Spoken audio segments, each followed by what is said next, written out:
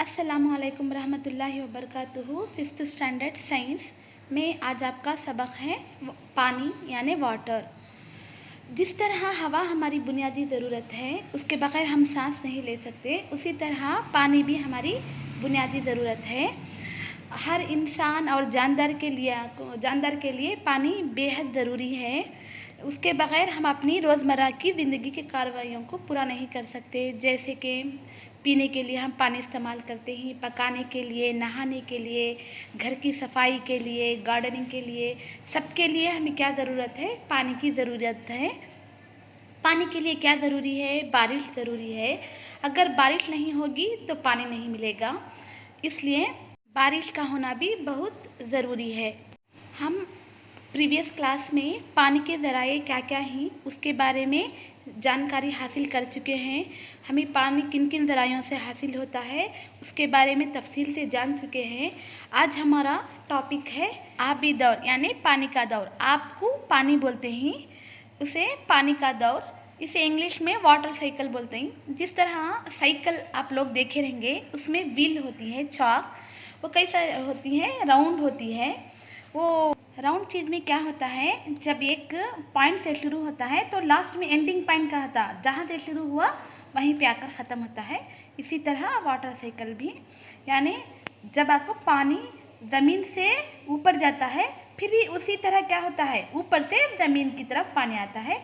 इसी के बारे में आज हम सारा सबक पढ़ेंगे और समझेंगे। वाटर साइकिल के 4 स्टेजेस हैं। वो स्टेजेस क्या क्या हैं करके मैं आपको स्टेप बाय स्टेप समझाती हूँ। आप इसको गौर से सुनो और समझो। वाटर साइकिल का पहला स्टेज है एवापोरेशन यानी तबखीर।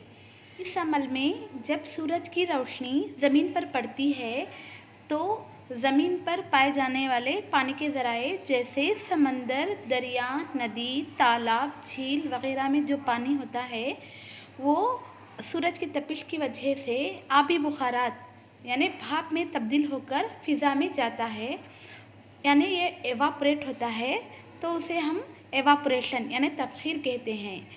ज़ैर ज़मीन का जो पानी एवापोरेट होकर आबी बुखारात बनकर ऊपर की जानिब जाता है, वो हमें दिखाई नहीं देता। एक तजुर्बे के ज़रिए हम अपने घरों में भी ये किस तरह भाप बनकर ऊपर जाता है देख सकते हैं। अपनी की मदद से चूल्हे पर एक पानी की देगची रख दो, उसे गर्म करो, देखो यहाँ पर पानी क्या हो रहा है, भाप बनकर ऊपर की जानिब जा रहा है। यही भाप जो आबी बुखारात बनकर ऊपर जाती है एवापोरेशन यानी तबखीर कहलाती है। वाटर साइकिल का दूसरा स्टेज देखेंगे। इस अमल में आबी बुखारात ठंडे होकर पानी बनते हैं, यानी ये कंडेंस हो जाते हैं, जो कि कंडेंसेशन कहलाता है।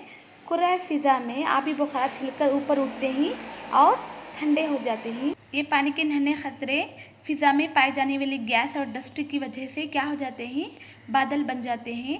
ये बादल, ये यहाँ तक का जो प्रोसेस था, ये क्या कहलाता है, कंडेंसेशन यानी तकलीफ़ कहलाता है। हम एक अपने घरों में तजुर्बा करके देखेंगे। अपने घरों में खाना पकाते हैं तो ऊपर बर्तन बंद करके पकाते हैं। आप अपनी अम्मी की मदद से उस बर्तन को खोलकर देखो, थोड़ी देर ठंडा होने दो। ठंडा होने के बाद देखो कि उसमें आपको पानी की नन्ही नन्ही बूंदें नज़र आएंगी। यही अमल कंडेंसेशन यानी तकलीफ़ कहलाता है। आपको अच्छी तरह समझ में आ गया ना? अब देखेंगे वाटर साइकिल का तीसरा स्टेज प्रेसिपिटेशन यानी रसूब साजी। इसमें पानी के नन्हे नन्हे खतरे एकजा होकर बादल बनते हैं। जैसे ही वो ठंडे होते हैं, वो छोटे छोटे खतरे बड़े और वज़नी हो जाते हैं और क्या होते हैं, बारिश की शक्ल में बरसते हैं। अगर हवा बहुत ठंडी होती है तो ये क्या होते हैं, मंजुमद होकर ओले यानी बर्फ़ की बारिश आप देखे रहेंगे, ऐसा को बर्फ़ की बारिश की तरह को ये बरसते हैं।